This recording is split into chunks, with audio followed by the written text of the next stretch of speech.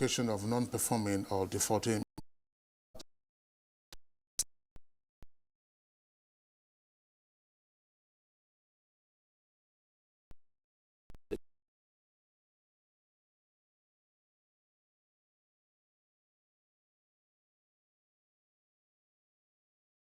Acting President Abuja.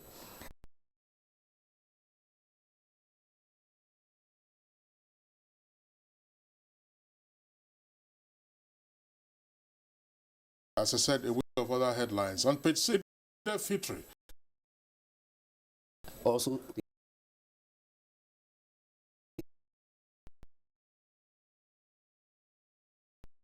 the government to urgently adopt and send to it the report of the 2014 National Conference for possible adoption.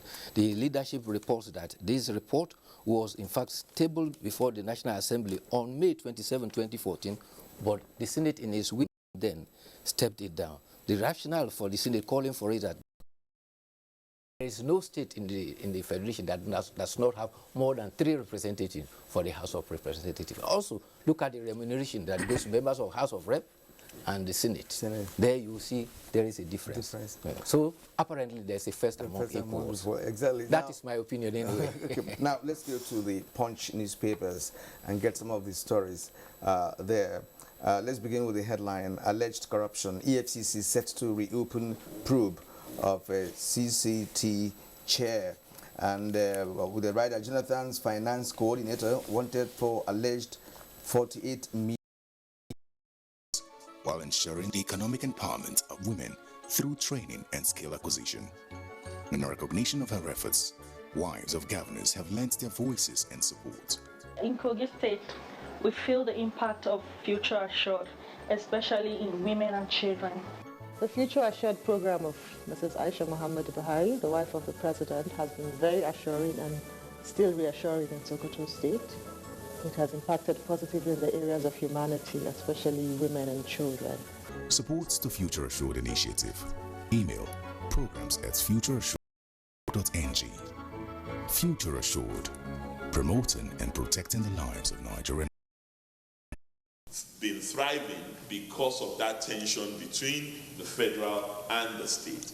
A statement that scratches the surface of the deep-rooted challenges facing Nigeria's mining industry.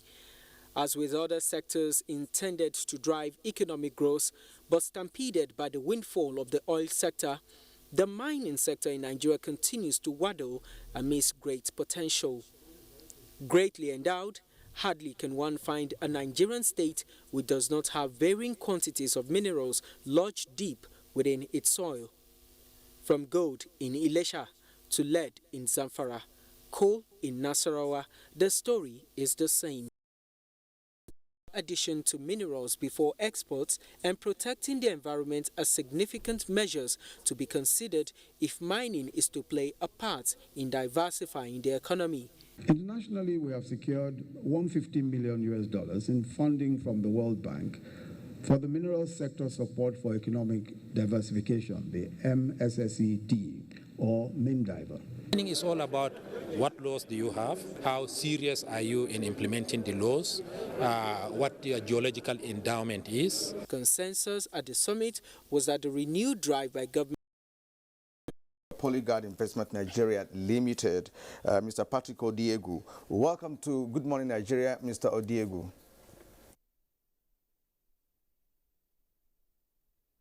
We can actually barely hear you, but you're welcome to the program. Kinsley, take the first shot. All right, well, let's begin with the Minister of State, who is in charge of solid minerals and steel development.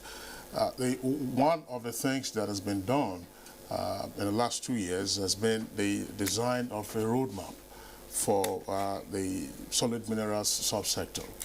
What is the state of the implementation of that roadmap? Thank you very much. When we came on board,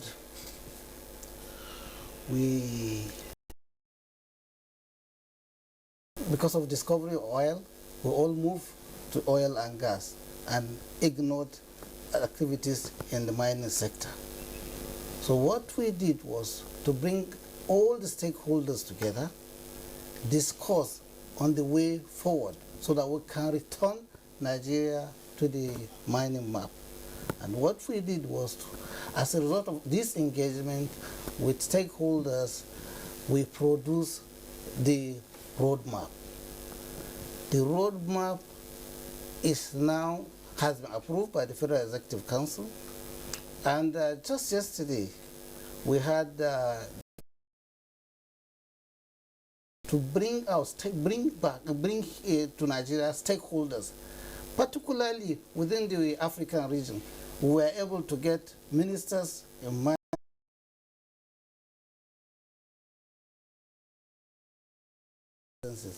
That is one. Two, we've improved in monitoring.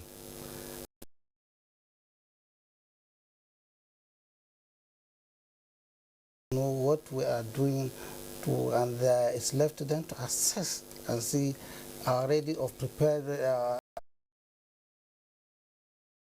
Hit the ground running. The strategy to really implement the roadmap is now in place, and it's not. Involves huge upfront investment. You have to spend a lot of money actually defining your geological resource before you can even get to the point of mining. All that period of time, you're not earning any money. You finish your exploration and then you get into building a mine.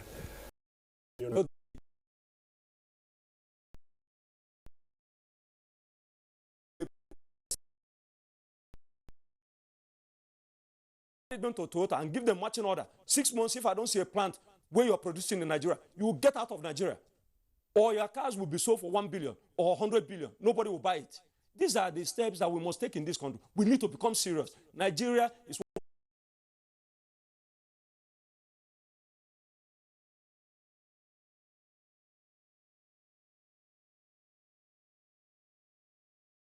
implementation roadmap. That has been done.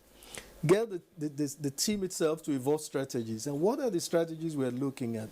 We have looked at the oil mining sector, and both within the MDAs, within the private sector and the financial sector. I'm saying, look, we've got at about 4.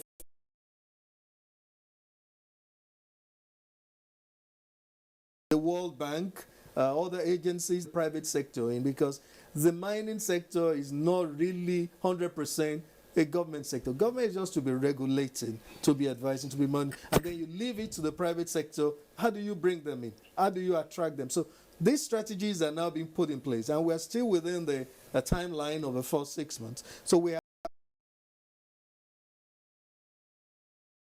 And then with the MDAs, how do you get them fully involved?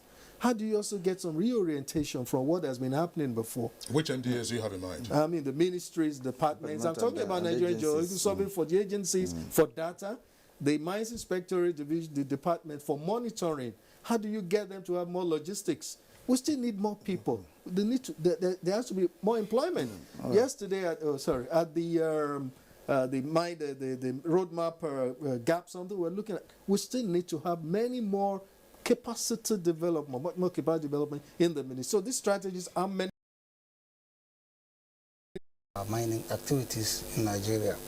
And what we decided to do is not to look at them as illegal miners. Because if the 3 major objectives we want to achieve had to be achieved, then we have to plan for them. That is the area of collection of revenue, creation of jobs, and monitoring activities that has to do with the environment and human health. So what we've decided to do for artisanal miners is to organize them into cooperatives and find a way of funding them. Just like you rightly said, funding has been an issue and will continue to be an issue because mining is a very expensive business. You will need money to really be able to move this sector. For the small-scale miners, who are also the main activity movers of the industry right now, we are trying everything possible to protect them. He knows, Patrick knows, we were in Benue, we saw what they were doing, and all the problems that we have are problems we've identified in the roadmap, and we try to make sure we include those who were really practical miners in the formation of the roadmap and its implementation. It's not the ministry that is handling this thing alone, because we thought the best way to go about it was to include those who are practically in this thing, those in academia, and the Association of Miners in Nigeria. That's what we are doing. We've identified infrastructure as the major problem. Without infrastructure, there's no really way. The way we is exclusively a federal government affair. If you look at our constitution, states and the local government don't really have a role to play. But we understand that in trying to, carry on mining activities, we need the states and local of us, the federal government. So are you saying that state governments could engage foreign investors in mining sector and do mining? Yes. Now, what is the correlation? How does it now become a federal government? Well, I mean, how does federal government now come in there? What we are saying that is the federal government that issues the rights for mining activities to take place. States have no role in issuing out license, whichever level of licensing. And of course, so even outside of the state government and C of O that the state government would issue, you still have to engage with the local communities as well. You have to enter into community development agreements. In most cases, the communities also expect you to pay certain in development of the sector. State government can get a site, get a license from federal government, because, as the minister pointed out, if they start issuing out licenses, nepotism will set in, So let the federal government continue to issue out the licenses and control the administration of licenses. But when it comes to business aspect, state can do what private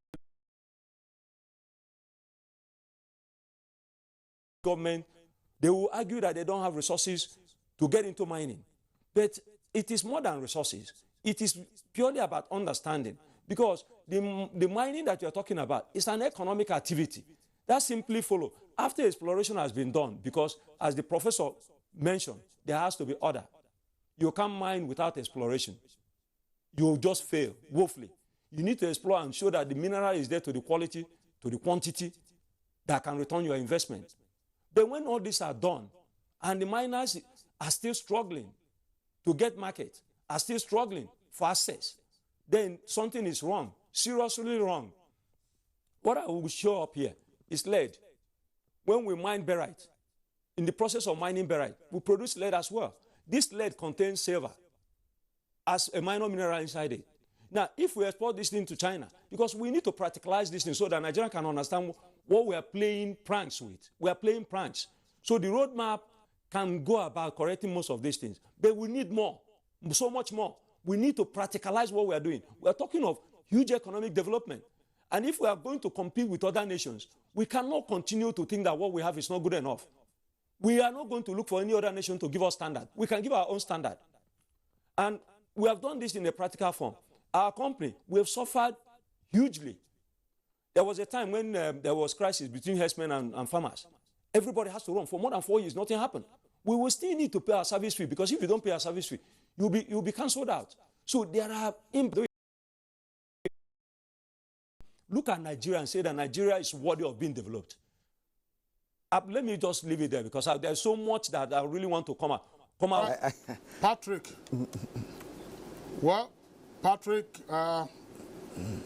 thank you very much. We know that you have a lot more to say, and we'll, of course, come back to you in the course of the conversation. I mean, you have hands-on experience in all of this and of the interaction between a practical producer, a man on the field, as well as a policy makers. It's all very useful. We have some reactions already from our viewers where they've come by Once again, mining is associated with environmental degradation and other hazards. What are the measures taken, of course, to protect the communities? And of course, what about remediation? And then we have change, stand up, Nigeria. Change is here and it's going to stay. Change begins with you. Oh yeah, make we go. Go to so let the change begin from within. Understanding mining to not having the mining opportunities structured in a way that they can understand. And just the very nature of mining, as we discussed before, you have a long gestation period where 3 to 5 years, you're just spending money. Company than anything else. Once you have your data, you can go to the bank with it. Now, if the government is able to step in and create a baseline of geological data, it makes it easier as a private entity going in to take the next step to actually getting into a real mining concern. So why then are we crying for foreign investors? I mean, foreign investors will not come in here with their portfolios. We expect them to come in with equity, with machinery, and so on and so forth. So what is the role of foreign investors in this very critical component of mining being handled to assure particularly foreign investors of their safety? I'm talking to the Minister of State. Well, security has been the challenge to not only mining, but all other areas. And the case of Zamfara comes to mind. 36 people were killed, and I think what we had was local rivalry between some of the miners and their people there. What pension fund the government is trying to put in place is to encourage exploration. They will come to do exploration for you because it's expensive, but if you do exploration and they see results, they will surely come. But for now, what we have in place are artisanal miners and small-scale miners, and we are trying our best to encourage them. The MINDAB program, the World Bank program, is meant to assist those who have reached certain level in mining. And we have consultants that are checking on those who have applied for this intervention, and very soon a lot of our investors, local investors, will be enjoying this funding. Okay, well, thank you very much, Honorable Minister of State. Professor Okunlola, how does the implementation strategy of the solid minerals subsector address the funding gap we have at the moment? Yeah. Let me just look at it historically. It's important. Was there mining in Nigeria before? Fantastic. Mining up to about 1975 was contributing 12% of a GDP. I like to put it on record that at least 2 cities in Nigeria were built because of mining, even Jos and Enugu. The port we have in Port Harcourt did not evolve because of the oil and gas industry. It was mining. So if we had got it right before, then we can get it right now. Even it was crude then. What was the level of funding? What was happening? It was because there were policies that were put in place. And then there was a policy somersault between 75 and the 80s, and everything went down. So it's important that we now go back and begin, just like we're doing now, to plan properly. Mining is a marathon. That's why I say it's important that we don't get too hyped up, but we take it one after the other. The Honorable Minister mentioned the issue of infrastructure. The rail lines in Nigeria were built as a result to get the mining something from the north, also to the south, even to the east, to get the tin to the port. Now, at this time also, was it only the government? I mean, then, was it only the government? No. Foreign investor, local investor, even the community. And this is what we're trying to do also with the strategy industry. So when it gets to a level where it's been tested, you don't need to attract people. They will come in themselves, and we want to be part of the pie. And that is the stage we're in now. All right, Professor.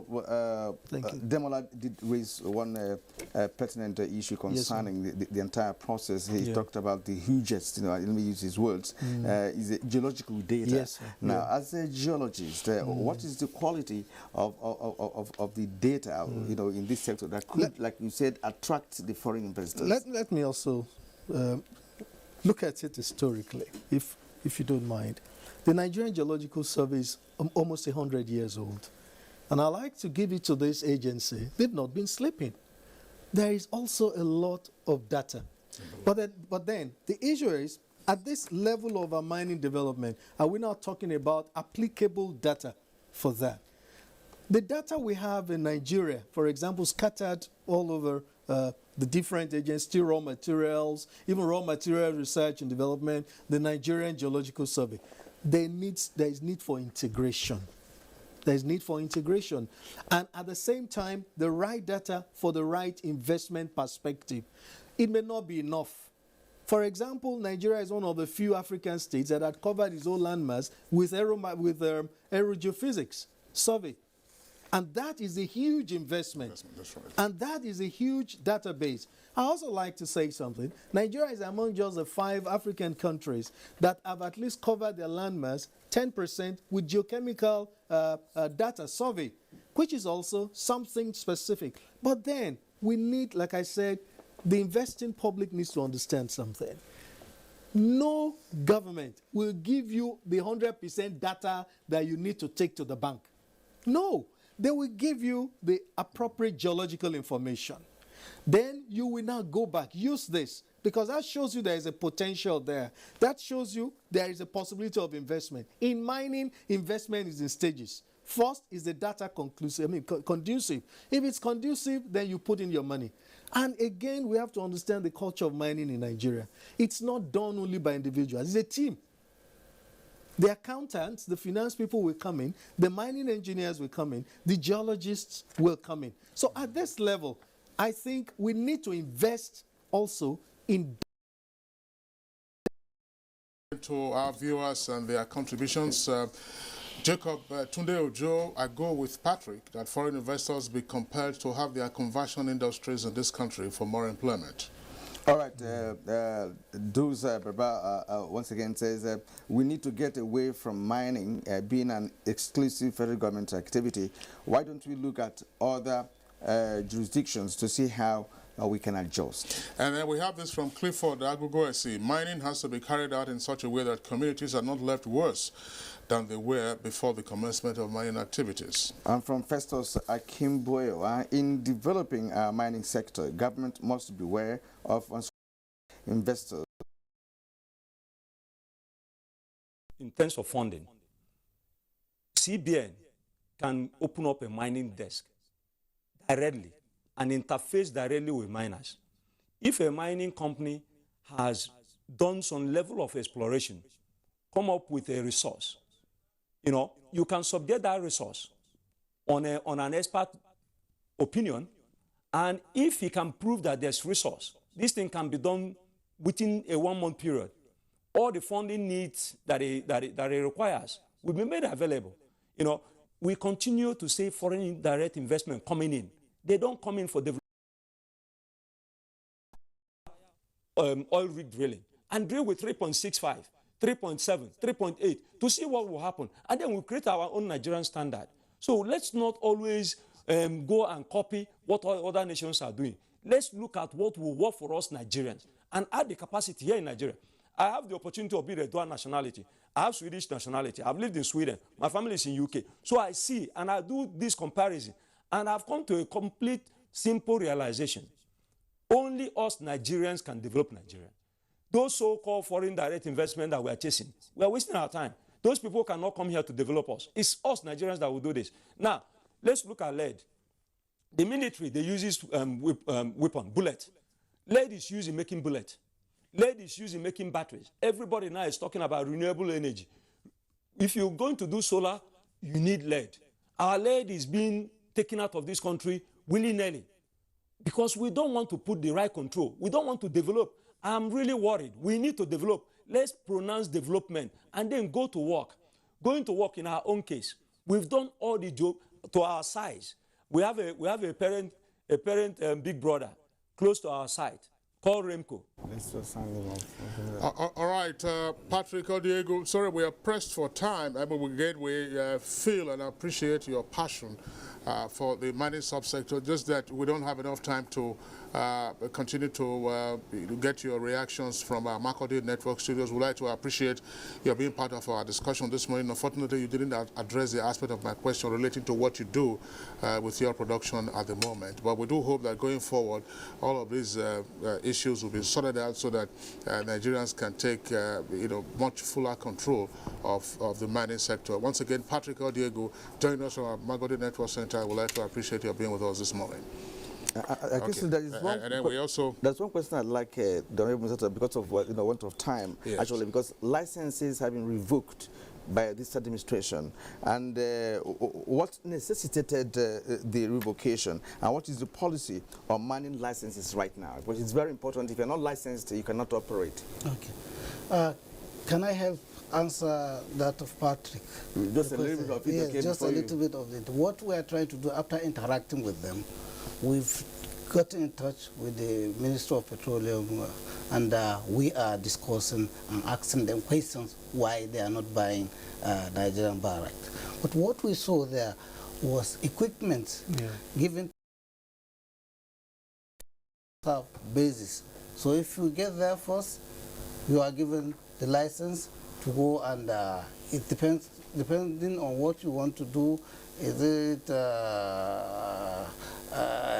small scale exploration license you want, and so on? These are things that are not difficult at all. All right. And we've seen increased activities in the mining sector. All right. Honourable Minister of State, Steel and Solid Minerals Development, Malam Abubakar Bawa Buhari, would like to appreciate your being with us on Good Morning Nigeria today. Thank you very much. We also would like to thank Mr. Demola Badigesin. He is, of course, a mining investor operating in the Jos area. We'd like to appreciate your being with us on the program this morning. Thank you very much. Okay. Appreciation also to Professor Lugbenga Okunola, Professor of Geology and immediate past president of the Nigerian Mining and Geosciences Society, and the head of the strategy implementation team of the mining sector roadmap. Prof, thank you for being with us today. Thank you. All right, so that does it for our discussion segment on Good Morning Nigeria. Let's go over quickly to our sports desk.